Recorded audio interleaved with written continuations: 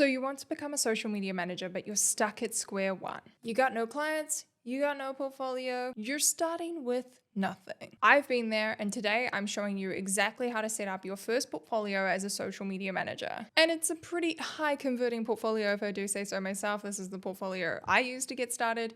It's one that's been used by hundreds of my students as well. And if you're new around here, hi, hello, my name is Ellen. I'm a social media manager and strategist of 6 years. I've coached over 300 other social media managers through my program, the Dishing Up Digital School. And this is the corner of the internet where we do not gatekeep. So let's get into it. Before we dive into the juicy details, I have to just shift your mindset a little bit and do a little bit of myth busting when it comes to what's swirling around in your head right now. So often I see new social media managers come in with that same excuse. No one's going to hire me because I don't have experience. What do I even put in a portfolio? But let me just make one thing really clear. Clients aren't hiring you based on who you've worked with. They're not hiring you because you've got 10,000 Instagram followers. Trust me, as the person who's hit 6 figures before I think I even hit 3,000 followers. Clients are hiring you based on what you can do for their business, what you can do for them. And if you can illustrate and show your potential, show your talent and your skills through an intentionally structured portfolio, they are going to want to jump on a discovery call with you.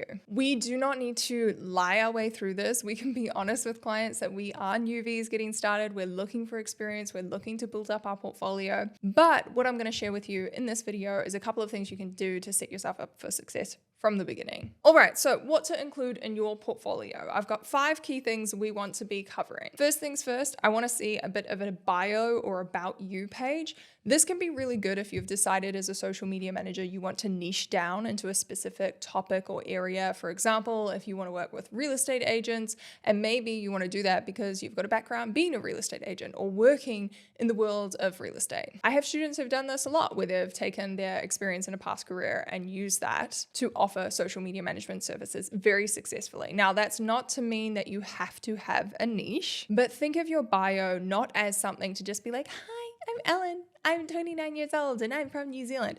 You want to position it in a way that's going to make you attractive. Like, what is your experience potentially in other fields? What is your education? Or what are your interests? Perhaps you don't have any sort of relevant business or marketing degree or communications degree, but you are an avid Pilates girly and you would love to work with Pilates studios. Put that into your bio. I also think this is an area where a lot of people discredit their skills or past experience, because if you've spent 10 years working in another field, say, let's say teaching, for example. I had a student who joined the Dishing Up Digital School recently who'd been working as a teacher. And you might think that that is very much the polar opposite to social media management. And it kind of is, to be fair. But saying that you've spent a decade working in teaching does show that you have a discipline. It shows that you are someone who's very motivated, who can stick it out in a career. And these are all good skills that people are going to look at when it comes to hiring a social media manager. You can also look at things like the organization that it takes to be a teacher. Those organization skills, you guessed it, are going to come in very handy as a social media manager. So I really think there's a lot of things that you can showcase in your bio that could be transferable skills. And if you get stuck with this, I highly recommend using ChatGPT and doing a little bit of a brain dump into what you do in your current job and see if it can create any links for you between what you currently do and the role of a social media manager, and see if there's any cross skills that you could promote in your bio. Now, the next area of your portfolio could include some information on your process, your workflows as a social media manager. Now, if you're new, this might be intimidating, but it can really be as simple as like a 3 to 4 step process of something like, we're going to have an onboarding call. I'm going to come on site and shoot your content, or I'm going to send you a shot list depending on, the services you're offering. I'm then going to take X amount of time to edit all your content, put it into a calendar, and you'll expect this for approval every month on, the first Monday or the 5th of every month. We don't have to get fancy here. We also can take the pressure off knowing that we can adjust our workflows and our systems once we get started in our business and we're working with more clients. But the idea here is just to give the potential client a bit of a sense of what your services are. And I just think it's a really nice page to have in your portfolio, your workflows, your systems. If you're a social media manager or creator who's sick and tired of juggling 14 different softwares and tools to manage your content, this is your sign to switch to Rella. Rella is an all-in-one platform built just for content teams. Think planning, scheduling, analytics, client content approvals, and publishing across all the social platforms you could possibly need from one place. I started using Rella for my own business and my clients in early 2025, and it has been a serious game changer in enabling me to post even more content. It saves me hours of time and also has some really fantastic built-in AI features, which enables you to read your analytics, create social media strategies, support with your content creation, and so much more. It's streamlined, intuitive, and makes content creation feel easy again. Thank you so much to Rella for sponsoring today's podcast. It is such a joy to work with them, and I have a special gift for podcast listeners. You can use the code Ellen10 for 10% off your subscription. All of the details will be in the show notes of today's episode. Now, section 3 of your portfolio is the chunky one. This is where we want to start packing in example content. Now, I want your example content to, number one, link back to what it is that you're offering. If you are offering UGC packages or video packages, I want to see videos in your portfolio. This is a very common mistake I see with a lot of service providers is there's a bit of a mismatch where they're like, oh yeah, I really want to offer this kind of service, but then they don't have any examples of that. It's especially important in the world of video or photography and that kind of thing. Likewise, maybe you are a social media manager who's looking to specialize in LinkedIn or content writing, blog writing, and in your portfolio, you just have pictures of Instagram posts or before and after photos of someone's Instagram feed transformation. That's awesome stuff to have in there, but I also want to see some examples of your writing. This section of your portfolio is where you can really shine, where you can showcase your skills. Now, you might be sitting there thinking, but Ellen, I don't have any clients. That's why I'm watching this video. And now you're telling me to put examples of my work into this portfolio. Well, I'm going to be super blunt with you. You've got to put something. You've got to put something in this area of your portfolio. And often, if you don't have a client yet, people skip this part. They're like, oh, I don't have anything to put on my portfolio. And they're just sending off this PDF that's like, here I am, here's what I do, here's my services, here's the price.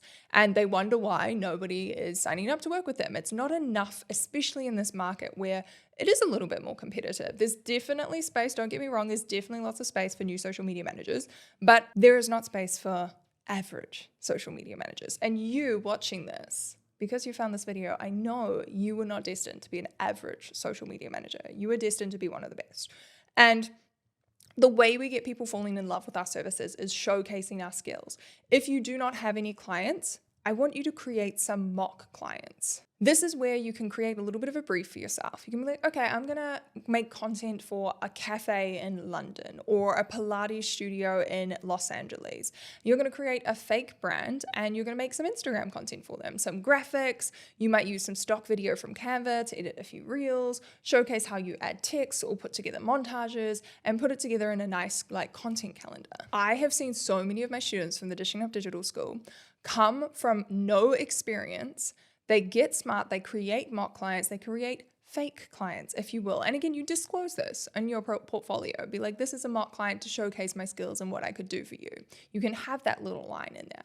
But I've seen so many students do this, and then they come back to me and they're like, Ellen, someone just said yes. They can't believe it because we're told, or I guess it's our ego, it's our imposter syndrome, it's all those parts of our brain that kind of want to self-sabotage.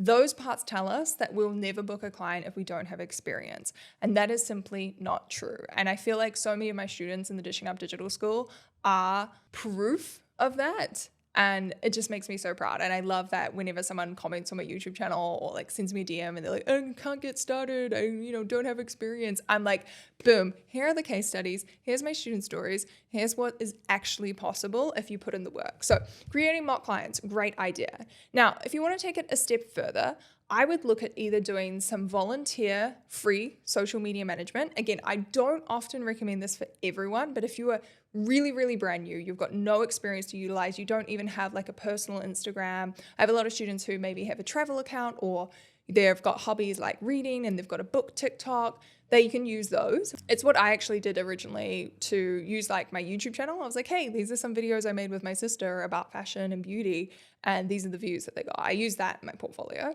But for those who really have nothing, perhaps volunteering, perhaps going to a charity and offering to do a social media strategy for them or a month of content for free in exchange for a testimonial. Also looking at if you have any friends or family that would let you play around with their social media free of charge just for a month. Now, the key thing whenever you're working for free, put a strict parameter on that. Like, is it going to be 60 days, 30 days, just so there's no blurred lines there and no one's taking advantage of you? I do recommend just 1 month maximum. But those are 3 different ways you can elevate your portfolio as a newbie. Mock clients, volunteering, or working for free for a friend's business to get some experience, to get some examples for your portfolio.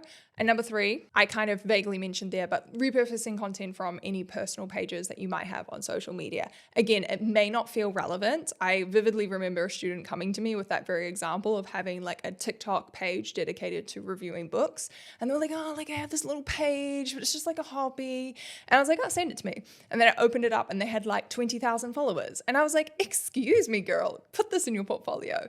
So again, we're our own harshest critics. We like to make up these stories in our head that we're not experienced enough, that none of our skills are relevant, that no one's going to care about us. And this is exactly why I have so many episodes on my podcast talking about mindset and limiting beliefs, because this stuff really shows up everywhere. Now, of course, the 4th section of our portfolio is going to be our services. It's going to be an outlay, a kind of an overview of what it is that we do. I love including prices in my services. Okay, I know some people are like, "Ooh, don't put your prices in your portfolio because you don't want to scare people off and give them sticker shock." I just don't waste my time on people who, no offense, can't afford my services. So my prices have always been public on my portfolio, on my website, because I like to have that filter so that I don't get on a discovery call with someone who thinks, oh, social media management, that must be like $200 a month. And then we get on there and I'm like, try $2,000 a month. So that's just my personal opinion. I don't like wasting time on people who simply cannot afford my services. And that is why I always have my pricing in my portfolio. Now, the other thing to point out here is we are at section 4 of our portfolio. Your services do come last, and that is one strategic way to help with sticker shock, to help with the kind of feeling of, oh my God, that's how much I have to pay for a social media manager. To help ease that, we have strategically placed our services, the prices, the breakdown of what we do at the end of our portfolio. This means that they've gone on a bit of a journey. They've fallen in love with you, what you do, they've read your bio, they've heard about your experience, they've seen examples of your content. And ideally, as your portfolio starts to build, they're going to see testimonials, they're going to see more screenshots of social proof, they're going to see some case studies. Then they get to the price. And the idea with that is that they fall in love with you, is that they connect with your content before they see your packages. So I see this mistake a lot where people put their pricing first up. They're like, oh, they want to know exactly what I do. Yes, they do want to know that, but we can be a little bit strategic and slot it down the order of our pages. And finally, section 5 of the portfolio is a very simple one. It's just your contact page. Having on there either an email address, if you're feeling confident, if you love taking phone calls. I don't, so I never did this, but you could put your email and your phone number on there. The other thing that I love to see though is a hyperlink to book a discovery call with you, so that they don't even need to respond to your email. They don't even need to come back to you. They can get to the end of that PDF and there's just a button that says book a call. And something like Calendly, a software that's integrated with your calendar system and can just have a bunch of time slots available, they can just click on that and book it. I really do think, this is kind of off topic from your portfolio, but I really do think getting a client on a discovery call as soon as possible, like immediately after they've inquired, is really, really valuable. So I like to have that as the final page. Again, one simple final page of your PDF brings it all together and increases that chance of you getting a yes from this potential new client. A couple of final tips for you. Do not make your portfolio too long. I don't want to see a 30-page portfolio where people have to scroll through. If you are someone who has more experience and you've got a couple of different testimonials and a couple of different case studies, pick the best ones. Don't put everything in there. My second tip is visuals really do matter. Put the effort into making sure your titles, your headings, everything's aligned really nicely. The color palette's cohesive, because the portfolio itself is also a representation of your skills. It's showcasing what you can do as a creative person. And of course, I have to make a note. Please update your portfolio regularly. It is really easy just to keep using the same one, but make sure every time you're getting feedback from new clients that you are updating it, that you're tweaking it, and you're increasing your prices. Now, if you have made it all the way to the end of this video, I wanted to surprise you with a little bit of an exciting promo that I am running at the moment. I currently have 50% off my template bundle, which does include a very, very cool portfolio template. I only put this template bundle on sale once a year. It has over 12 templates, including your portfolio template. It has an analytics template. It has an onboarding template. So much goodness. It also has a pitch tracker, everything that you need to set yourself up for success as a social media manager. And it is available 50% off for 1 week only. So if you are the lucky person who stumbled across this video before that week is up, make sure you head to the link in the description box down below for the discount code and link to my template bundle. Thank you so much for tuning in to today's episode. And if you are new around here, make sure you hit that subscribe or follow button, whether you're here on YouTube, whether you're listening on Spotify or Apple. I would love to see you back. I would love to continue supporting you